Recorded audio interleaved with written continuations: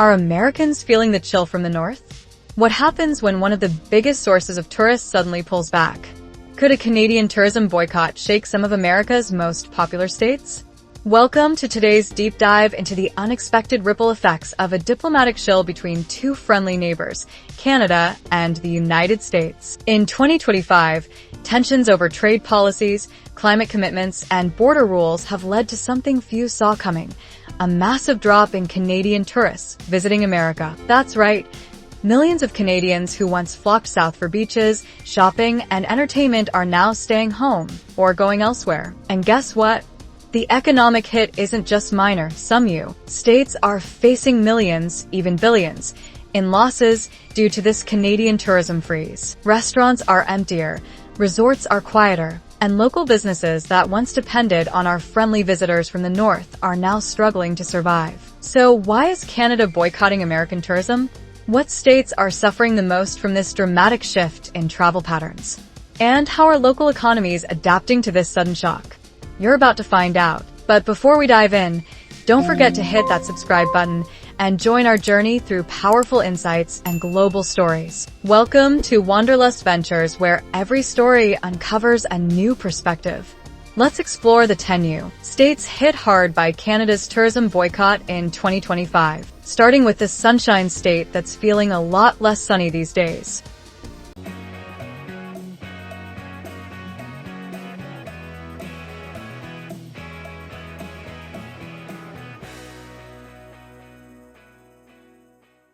Number 1. Florida.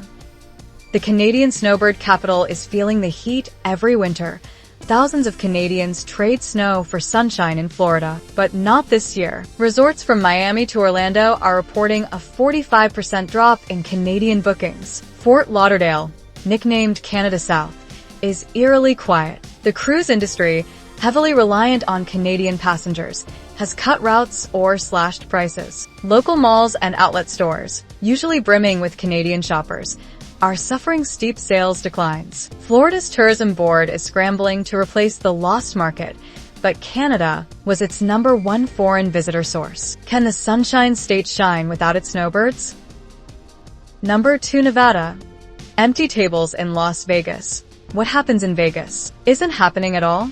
Las Vegas hotels are seeing a 30% drop in Canadian guests. Casino floors are emptier, high-end restaurants are offering massive discounts, and shows are running half full. Canadians made up a huge portion of midweek travelers who filled the city's entertainment venues. Nevada's tourism sector depends on that steady stream of northern dollars, especially outside the summer peak when travel dips. Without them, local hospitality jobs are vanishing, and the Strip's glow has dimmed. Number 3. New York. Northern neighbors say no thanks. From Niagara Falls to Manhattan, New York used to be a favorite getaway for Canadians. But in 2025, the border cities are eerily quiet. Buffalo and Rochester, which saw tons of cross-border shopping and dining, report economic hits of over $250 million. In New York City, upscale retailers and Broadway are missing the crowds of affluent Canadian tourists. With tourism jobs on the line, local officials are urging federal leaders to mend relations fast. If you're enjoying this unique breakdown, why not join the family? Tap the bell and stay tuned for more global insights from Wanderlust Ventures. Number 4. Texas. Fewer Western visitors, fewer dollars.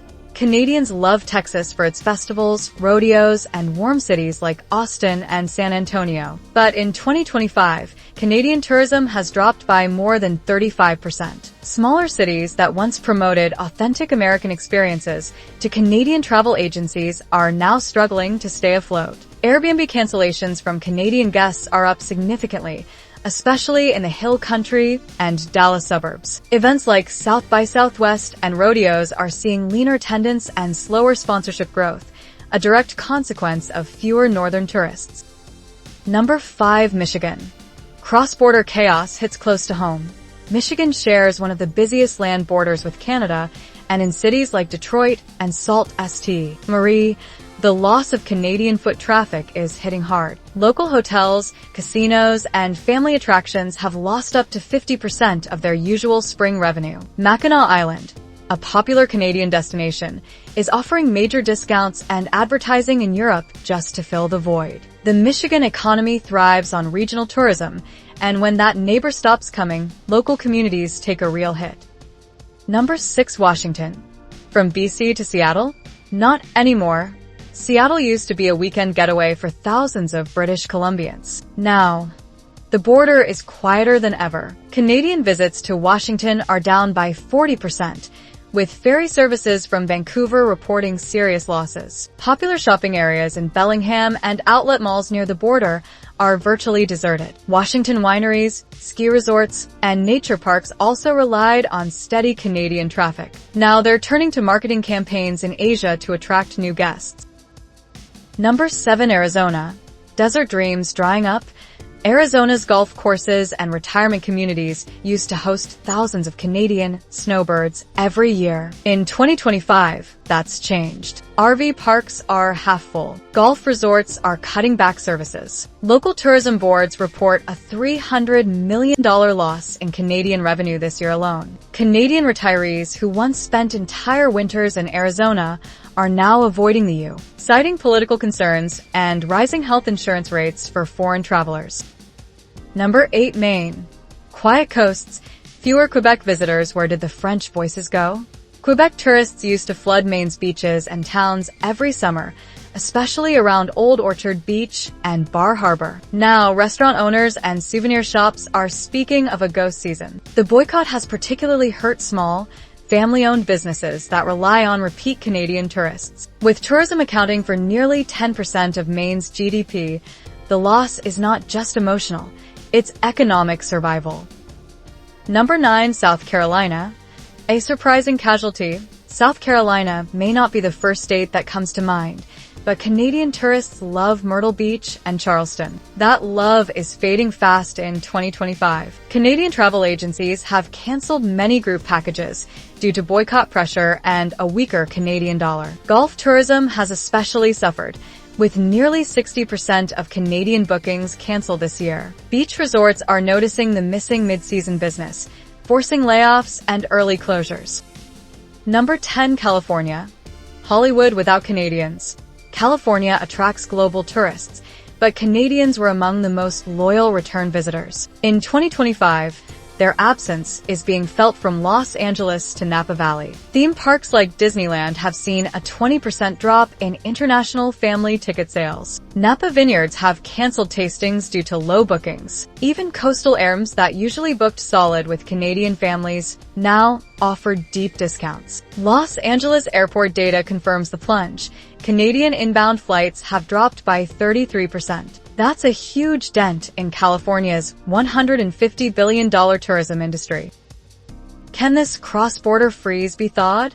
The Canada-U tourism boycott may seem like just another headline, but its ripple effects have been anything but minor. From the sun-soaked beaches of Florida to the border towns of Maine and Michigan, Canadian tourists played a quiet but powerful role in local economies. And now, their absence is leaving behind a deafening silence. Businesses that once thrived on loyal Canadian visitors are facing tough decisions, cutting staff, slashing services, or closing altogether. Hotel chains, outlet malls, family attractions, and even Airbnb hosts are all struggling to adjust to a reality without one of their largest customer bases. This boycott goes beyond travel. It's a reflection of diplomatic tensions, cultural divisions, and shifting global alliances. And while it's easy to overlook the personal impact behind political decisions, the empty restaurants, silent resorts, and dwindling local festivals in these 10 states tell a much deeper story. The real question now is, how long will it last?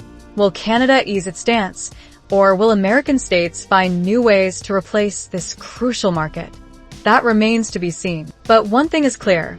When two close neighbors lose trust and connection, the damage doesn't just happen at the top. It hits the heart of communities that depended on friendship, trade, and yes, tourism. If you found this story eye-opening, don't forget to like, comment, and share your thoughts. And of course, subscribe to Wanderlust Ventures because we're just getting started.